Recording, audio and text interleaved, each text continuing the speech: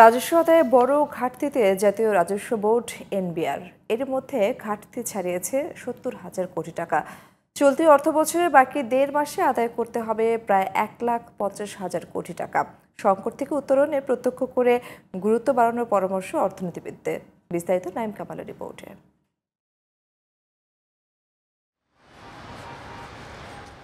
এক অধ্যাদেশেই পাল্টে গেছে ৫৩ বছরের ইতিহাস। এর মাধ্যমে ভেঙে গেল জাতীয় রাজস্ব বোর্ড এনবিআর। সরকারের এমন সিদ্ধান্তে রাজস্ব আদায়ে কোনো নেতিবাচক প্রভাব পড়বে না বলে জানান অর্থ উপদেষ্টা ডক্টর সালেহ উদ্দিন আহমেদ। রাজস্ব আদায়ে কোনো প্রভাব না রয়েছে। আমরা এই পর্যন্ত যেটা অলরেডি কিন্তু রাজস্ব আদায় গতবারের তুলনায় 2% কিন্তু বেশি হয়েছে, খুব হতাশাব্যঞ্জক না। চলতি অর্থবছরের 10 মাসে রাজস্ব ঘাটতি ৭১,৪৭৬ কোটি টাকা। মার্চ মাসে যা ছিল ৬৫,৬৬৫ কোটি টাকা। এ সময় লক্ষ্যমাত্রা অর্জনের হার ৭৯.৬২%। ফেব্রুয়ারিতে ঘাটতি ছিল ৫৮,০০০ কোটি টাকা।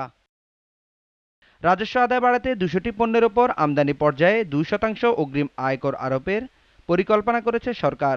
এসব পণ্যের মধ্যে রয়েছে নিত্যপণ্য, চিকিৎসা সামগ্রী, ইলেকট্রনিক্স ও শিল্প যন্ত্রপাতিও। আশা করা হচ্ছে এর মাধ্যমে রাজস্ব আহরণ হবে অতিরিক্ত ২,০০০ কোটি টাকা। অর্থবছর শেষ হতে বাকি আছে ১.৫ মাসের কিছু বেশি।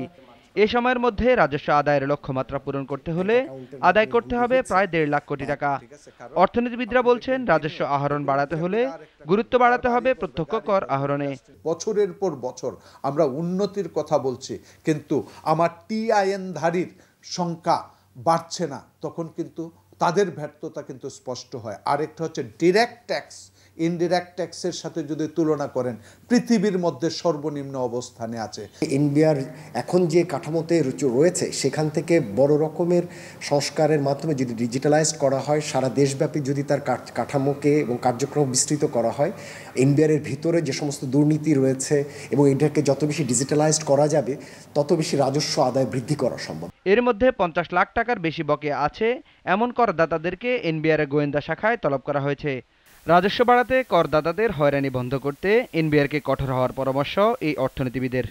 পোটেনশিয়াল ট্যাক্স পেয়ার নেটওয়ার্কে আসছে না, এক্সিস্টিং ট্যাক্স পেয়ার প্রপার ডিসক্লোজারে যাচ্ছে না। ওই যে হ্যারাসমেন্টের ভয়, একবার দিলে বারবার আসে। ১ টাকা ট্রু ইনকাম হলে দেখা যায় যে ২ টাকা ক্লেম হয়ে যায়।